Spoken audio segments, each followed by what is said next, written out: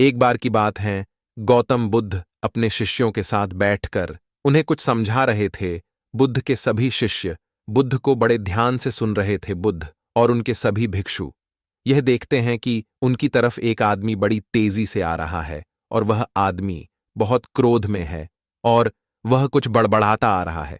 उस व्यक्ति को देख गौतम बुद्ध के कुछ शिष्य समझ जाते हैं कि यह व्यक्ति कुछ गलत करने के उद्देश्य से गौतम बुद्ध के पास आ रहा है। इसीलिए गौतम बुद्ध के दो शिष्य दौड़कर उस आदमी के पास चले जाते हैं और उसे रोक लेते हैं। वह उस व्यक्ति से पूछते हैं कि तुम कौन हो और तुम्हें किससे मिलना है। वह व्यक्ति गौतम बुद्ध के शिष्यों से कहता है कि मेरे रास्ते से हट जाओ, आज मैं इस बुद्ध को सबक सिखाकर ही रहूंगा। उस व्यक्ति की बात सुन गौतम बुद्ध के शिष्य उस व्यक्ति को शांत करने की कोशिश करते हैं, पर वह व्यक्ति शांत नहीं होता है। बुद्ध उस व्यक्ति को देखते हैं और मुस्कुराते हैं, फिर अपने शिष्यों से कहते हैं कि मेरे प्रिय भिक्षुओं, उसे आने दो मेरे पास, वह मुझसे कुछ कहना चाहता है। बुद्ध की आज्ञा का पालन करते हुए बुद्ध के भिक्षु उस व्यक्ति के रास्ते से हटते हैं। फिर वह व्यक्ति बुद्ध के पास आकर खड़ा हो जाता है।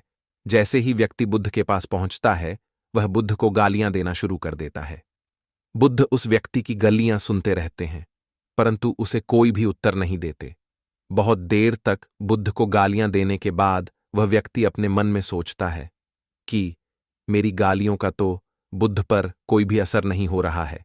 इसीलिए उस व्यक्ति का क्रोध और भी ज्यादा बढ़ जाता है और वह व्यक्ति बुद्ध के ऊपर थूक देता है। उसके बाद बुद्ध एक कपड़ा उठाकर उस थूक को पोंछ देते हैं।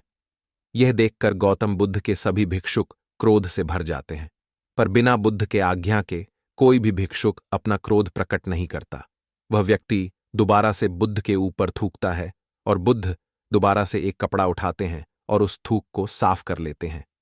फिर बुद्ध मुस्कुराकर इस व्यक्ति से कहते हैं कि मित्र, तुम कुछ और कहना चाहते हो। जैसे ही वह व्यक्ति बुद्ध का यह प्रश्न सुनता है, वह व्यक्ति भीतर तक हिल जाता है। फिर वह व्यक्ति बुद्ध को कोई भी उत्तर नहीं दे पाता है और तुरंत वहां से चला जाता है। बुद्ध के सभी भिक्षुओं के मन में यह प्रश्न होता है कि उस व्यक्ति ने बुद्ध का इतना अपमान किया, लेकिन बुद्ध ने उस व्यक्ति को यह क्यों कहा कि क्या वह और कुछ कहना चाहता है। सभी भिक्षुओं में से एक भिक्षुक बुद्ध से कहता है कि आपने उस व्यक्ति से यह क्यों कहा कि क्या वह कुछ और कहना चाहता है, जबकि यह तो स्पष्ट था कि वो व्यक्ति यहां कुछ कहने नहीं आया था, बल्कि वह तो आपका अपमान करने आया था। वह व्यक्ति बुद्ध का अपमान करके अपने घर तो चला जाता है, लेकिन पूरी रात तो सो नहीं पाता है। उसके मन में सिर्फ यही प्रश्न घूमता रहता है कि मैंने बुद्ध का अपमान किया, उन्हें गालियां भी दी, फिर भी उन्होंने मुझसे यह क्यों पूछा कि क्या मैं कुछ और कहना चाहता हूं, जबकि मैं वहां कुछ कहने नहीं बल्कि उनका अपमान करने गया हुआ था।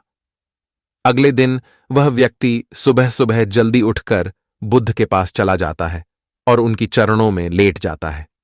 बुद्ध के सभी शिष्य उसको देखकर आश्चर्यचकित होते हैं कि जो व्यक्ति कल बुद्ध का अपमान करके गया हुआ था, आज वह रो रहा है और बुद्ध के चरणों में पड़ा हुआ है। बुद्ध उस व्यक्ति को उठाते हैं और उस व्यक्ति से कहते हैं कि मित्र, क्या तुम कुछ और कहना चाहते हो। इतने में ही बुद्ध का एक भिक्षुक बुद्ध को टोकता है और उनसे पूछता है कि बुद्ध, जब कल यह व्यक्ति आपका अपमान कर रहा था, तब भी आपने यही बात कही थी कि क्या तुम्हें कुछ और कहना है, और आज यह व्यक्ति आपके चरणों में पड़ा रो रहा है, आप तब भी यही बात कह रहे हैं। इसका क्या अर्थ है? बुद्ध कृपा कर समझाइए हमें। बुद्ध कहते हैं कि बात को कहने के लिए शब्द असमर्थ हैं।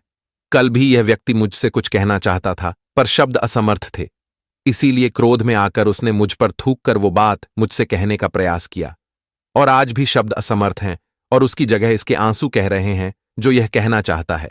उसके बाद वह व्यक्ति बुद्ध से कहता है कि बुद्ध, मुझे क्षमा कीजिए, मैंने आपका अपमान किया है। बुद्ध कहते हैं कि तुम्हें क्षमा मांगने की कोई भी आवश्यकता नहीं है, क्योंकि क्रोध भी तुमने किया और उसकी पीड़ा भी तुमने ही पाई है। इसमें तुमने दूसरे किसी को क्या नुकसान पहुंचाया है। बुद्ध अपने सभी भिक्षुओं और उस व्यक्ति से कहते हैं कि क्रोध जलते हुए अंगारे की तरह है, जिसे हम अपने हाथ में पकड़ते हैं किसी और पर फेंकने के लिए, लेकिन हम ये भूल जाते हैं कि सबसे पहले उस अंगारे से खुद का ही हाथ जलता है। उम्मीद करता हूं बुधा मॉरल स्टोरी क्रोध से आपको आज बद्धी सीख मिली होगी।